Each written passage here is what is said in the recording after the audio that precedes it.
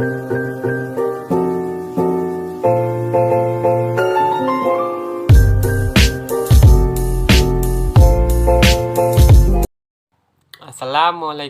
warahmatullahi wabarakatuh. Perkenalkan, nama saya Muhammad Farhan dari Prodi Manajemen Kampus D Universitas Pancasakti Bekasi. Di sini saya ingin memenuhi ujian akhir semester aspek hukum dalam bisnis dengan dosen pembimbing Ibu Eti Idayani MPD. Baiklah, langsung saja masuk ke materinya. Yang pertama, surat berharga. Surat berharga atau commercial paper adalah dokumen yang mempunyai nilai berharga berupa uang yang sudah diakui dan bahkan dilindungi oleh hukum untuk keperluan transaksi pembayaran, perdagangan, penagihan, atau jenis lainnya. Jenis-jenis surat berharga. Menurut KUHD ada dua jenis surat berharga. Yang pertama, legitimasi formil, yaitu bukti bahwa surat berharga tersebut diklaim sebagai seorang memiliki hak atas tagihan di dalamnya. Karena jika pemegang surat berharga tersebut tidak mampu membuktikannya secara formil sesuai peraturan undang-undang, maka tidak bisa dikatakan sebagai pemilik surat berharga yang sah. Yang kedua, legitimasi material, yaitu suatu bukti pemegang surat berharga yang sebenarnya. Fungsi surat berharga. Fungsi utama surat berharga adalah sebagai surat legitimasi karena surat berharga tersebut adalah panduan bagi pemegang surat yang dianggap sebagai pihak yang dapat melakukan atau memiliki hak tertentu. Yang kedua, ada penanaman modal. Berdasarkan Undang-Undang Nomor 25 Tahun 2007 tentang penanaman modal ada dua status permodalan, yaitu yang pertama, penanaman modal dalam negeri atau PMDN adalah kegiatan menanam modal untuk melakukan usaha di wilayah negara Republik Indonesia yang dilakukan oleh penanam modal dalam negeri dengan menggunakan modal dalam negeri. Yang kedua, penanaman modal asing atau PMA adalah kegiatan menanam modal untuk melakukan usaha di wilayah negara Republik Indonesia yang dilakukan oleh penanam modal asing baik yang menggunakan modal asing sepenuhnya maupun berpatungan dengan penanam modal dalam negeri. Sasaran dan tujuan penanaman modal ada 5. Yang pertama, meningkatkan pertumbuhan ekonomi nasional. Yang kedua, menciptakan lapangan kerja. Yang ketiga, meningkatkan pembangunan ekonomi berkelanjutan. Yang keempat, meningkatkan kemampuan daya saing dunia usaha nasional. Dan yang kelima, meningkatkan kapasitas dan kemampuan teknologi nasional.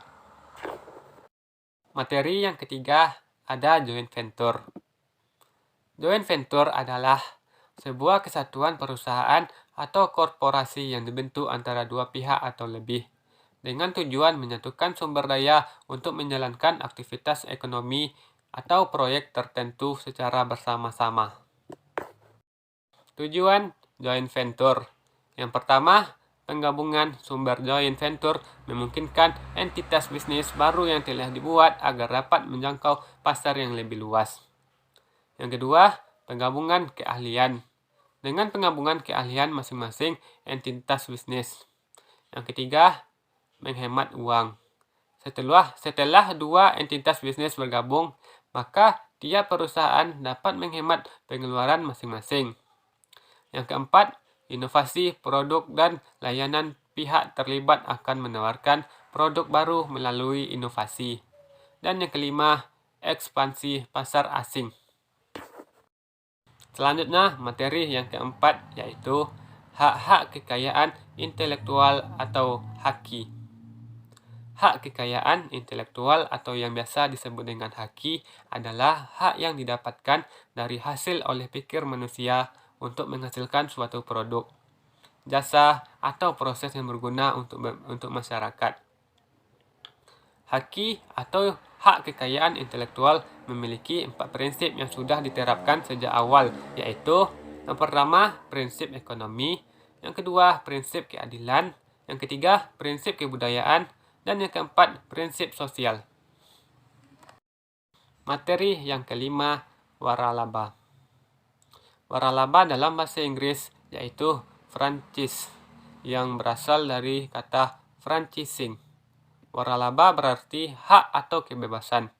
Dalam arti luas, waralaba didefinisikan sebagai hak antara pemilik merek suatu produk dan pengguna merek.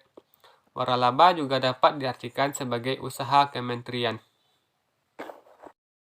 Jenis-jenis waralaba. Jenis berdasarkan produk yang ditawarkan. Yang pertama, waralaba produk. Yang kedua, waralaba jasa. Dan yang ketiga, waralaba gabungan. Jenis yang berdasarkan negara asal. Yang pertama, waralaba mancanegara. Dan yang kedua, waralaba dalam negeri.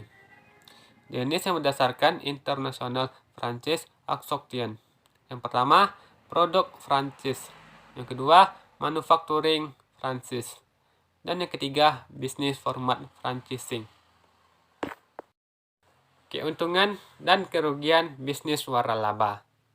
Keuntungan bisnis waralaba, manajemen bisnis telah terbangun merek atau brand sudah dikenal masyarakat kerja sama yang telah terbangun sejak awal. Kerugian bisnis waralaba, kurangnya kendali dari pembeli waralaba terhadap bisnisnya sendiri. Para pembeli waralaba biasanya terjebak dalam tren pasar ketergantungan pada reputasi waralaba lainnya. Materi yang keenam, yaitu lembaga pembiayaan. Lembaga pembiayaan adalah badan usaha yang memberikan pembiayaan dengan cara menyediakan barang modal atau dana melalui sistem angsuran. Berdasarkan Peraturan Presiden Republik Indonesia Nomor 9 Tahun 2009, lembaga pembiayaan merupakan badan usaha yang melakukan aktivitas pembiayaan dengan menyediakan dana atau modal. Pembiayaan konsumen. Pembiayaan konsumen telah diatur dalam Pasal 1 Ayat 7 Peraturan Presiden Nomor 9 Tahun 2009 yang menyatakan pembiayaan konsumen atau consumer finance sebagai kegiatan pembiayaan untuk pengadaan barang berdasarkan kebutuhan konsumen dengan pembayaran secara angsuran. Leasing dalam lembaga pembiayaan. Leasing atau sewa guna usaha adalah suatu aktivitas pembayaran berbentuk penyediaan barang modal untuk sewa guna usaha. Hak opsi atau hak tanpa opsi yang dimanfaatkan oleh nasabah dalam kurun waktu tertentu berdasarkan pembayaran yang dilakukan secara angsuran. Modal venture. Perusahaan modal venture atau venture capital company adalah badan usaha yang melakukan usaha pembiayaan atau penyertaan modal ke dalam suatu perusahaan yang menerima bantuan pembiayaan atau investasi company untuk jangka waktu tertentu dalam bentuk penyertaan saham, penyertaan melalui pembelian obligasi konversi, dan atau pembiayaan berdasarkan pembagian atas hasil usaha. Selanjutnya, materi yang terakhir. Materi yang ketujuh, penyelesaian sengketa bisnis. Sengketa atau dalam bahasa Inggris disebut dispute adalah pertentangan atau konflik yang terjadi antara individu-individu atau kelompok-kelompok yang mempunyai hubungan atau kepentingan yang sama atas objek kepemilikan yang menimbulkan akibat hukum antara satu dengan yang lain. Sengketa bisnis adalah suatu hal yang muncul selama berlangsungnya proses transaksi yang berpusat pada ekonomi pasar. Cara penyelesaian sengketa bisnis. Cara penyelesaian yang dapat digunakan di antaranya yaitu yang pertama, negosiasi. Negosiasi untuk menyelesaikan masalah sengketa dapat dilakukan oleh pertemuan kedua pihak, baik secara langsung maupun menggunakan tenaga pihak ketiga. Yang kedua, arbitrase adalah cara penyelesaian sengketa perdata di luar peradilan umum yang didasarkan pada perjanjian arbitrase yang dibuat secara tertulis oleh para pihak yang bersengketa. Dan yang ketiga, penilaian ahli. Metode penyelesaian ini digunakan untuk menyelesaikan sengketa yang berkaitan dengan hal-hal teknis. Baiklah, sekian penjelasan dari saya. Apabila ada salah dalam materi maupun penyampaian dari saya mohon maaf. Sekian dari saya, terima kasih. Assalamualaikum warahmatullahi wabarakatuh.